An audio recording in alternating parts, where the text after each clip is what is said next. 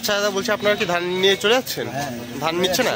চলে যাচ্ছি, কারণ ঘটনা হলো আমরা তো টোটো চালক, আমরা টোটো চালাই, কিন্তু অনেক গৃহস্থ ধান নিয়ে আসে, ধান নিচ্ছে না। আচ্ছা, কী কারণে নিচ্ছে না তা তো আমরা বুঝতে পারতেছি না। কিন্তু যদি ধানটা না নেয় তাহলে সাধারণ যে গরিব লোক আছে তাদের খুবই অসুবিধা হবে। এই অসুবিধার থেকে কে ভুগবে? এই সাধারণ গরিব মানুষরাই ভুগবে, কারণ এই ধান বেচে অনেক কিছু কাজে লাগায়। আলু করবে, লঙ্কা করবে, টমেটো করবে, বিভিন্ন রকম জিনিস করবে, তাই সেখান থেকে তো বঞ্চিত হয়ে যাচ্ছে। এখন এদিকে যদি সমস্যা হয়ে যায় তাহলে ওদিকেও সমস্যা হয়ে যাবে। এই সমস্যাটার দিকে তো কেউ দেখতেছে না। আপনারা কোথা থেকে ধান নিয়ে এসছেন? আমরা বড়েডাঙ্গা কাঞ্চার মোড়। আচ্ছা, কাঞ্চার মোড়ের থেকে নিয়ে আসছি। এখন আপনারা ফেরত নিয়ে চলে যাচ্ছেন? এখন ফেরত নিয়ে যাচ্ছি, দেখি কী সুরাহা হয়। মনে তো হয় আজকে কোনো সুরাহা হবে না, দেখি আগামী হাটে কী করে যায়। আজকে সকালবেলা ধান নিয়ে আসলাম বাজারে, দেখি মার্কেট একদম বন্ধ, কেউ ধান নিচ্ছে না। কেন নিচ্ছে না কিছু জানেন? এবার জিজ্ঞাসা করলাম, এবার ওনারা নাকি কতটা ঠিক বলতে জানি না, ওরা পাইকারগুলো বললো যে কোথায় নাকি ধানের গাড়ি আটকাই দিচ্ছে। এবার যারা আটকাই দিচ্ছে তারা নাকি বলতেছে যে জলপাইগুড়ি ডিস্ট্রিক্টের ধান জলপাইগুড়ি ডিস্ট্রিক্ট নেবে, কোচবিহারের ধান কোচবিহার ডিস্ট্রিক্ট। এবার আমাদের তো হলদিবাড়ি কোচবিহার ডিস্ট্রিক্ট ঠিকই, কিন্তু জলপাইগুড়ির মধ্যেই পড়ে বলা চলে। আর কোচবিহারে যদি ধান নিয়ে যায় তো তার জন্য যে কেয়ারিং খরচা সেটা তো আমাদের কাছ থেকেই কাটবে। তো তার ফলে আমরা হয়তো ধান কম রেটে বিক্রি করবো, আমাদেরই ক্ষতি।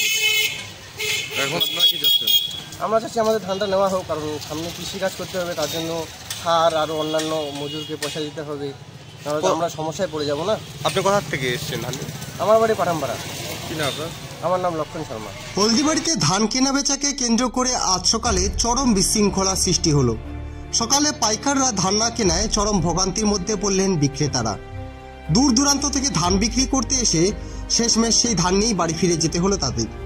তাই তারা জাতীয় সড়ক অবরোধ করে, যদিও পুলিশের তৎপরতায় তা কিছুক্ষণের মধ্যেই উঠে যায়। তবে এই বিষয়ে ব্যবসায়ী সমিতির সহসভাপতি আলিউল ইসলাম সরকার জানান, আমরা ধান নিচ্ছি না, ধান কিনে পাঠাইতে পারতেছি না মিলে, এই জন্য নিচ্ছি না। আর কোনো কারণ? কারণ বলে আমাদের একটা গাড়ি 4 দিন আগে ধরছে আরটিও সাহেব, গাড়িটা থানায় আছে, এখনো থেকে রিলিজ হয়নি গাড়িটা। তো ধানটা কিনে যদি আমরা মিলে পাঠাইতে না পারি তাহলে আমরা কী করব? এবার ওনাদের যা বক্তব্য তাহলে হলো যে কুচবিহারে কিনলে কুচবিহারেই পাঠাতে হবে। এখন কুচবিহারে কিনে যদি আমরা কুচবিহারে পাঠাই, কুচবিহারে মিলে ধানের দাম নাই, এই জন্য আমরা জলপাইগুড়িতে পাঠাই বা অন্য অন্য জায়গায় পাঠাই। তো এখন বলতেছে ওরা, মানে আমাদের মিজানুর সাহেবের যেটা কথা যে কুচবিহারের ধান কুচবিহারে থাকবে, জলপাইগুড়িতে যাবে না। তো সেই জন্য আমাদের তো পড়তে হচ্ছে না, এই জন্য আমরা ধান কিনতে পারতেছি না। এবং যতক্ষণ আমাদের ধানের গাড়িটা রিলিজ হবে না ততক্ষণ আমরা ধান কিনবো না।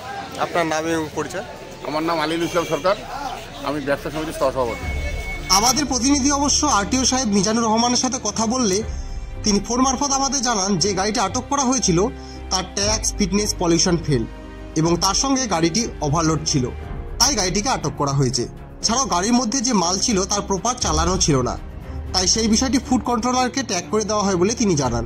যদিও পরবর্তীতে পাইকারি ব্যবসায়ীরা থানায় গিয়ে বিষয়টি নিয়ে কথাবার্তা বলেন এবং আমাদের জানান, বিষয়টা নিয়ে তো ধান কেনা বন্ধ ছিল, ধান আমাদের কেনা বন্ধই আছে। তারপর থানা থেকে ডাকলো, ফুড সেলারি থেকে লোকও আসছে। তো এখন মিজানুর সাহেব যোগাযোগ করতেছে, উনি নাকি ধানটা রিলিজ করবে আর কি। দেখি ধানটা রিলিজ যদি আজকে হয় ভালো, নাহলে কালকের থেকে আবার অনির্দিষ্টকালের জন্য ধান কেনা বন্ধ থাকবে।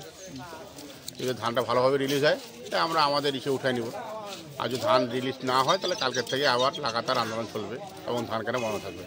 আপনার পরিচয়? আমার এটা, আমি ধান ব্যবসা সমিতির সহসভাপতি আলিউল ইসলাম সরকার।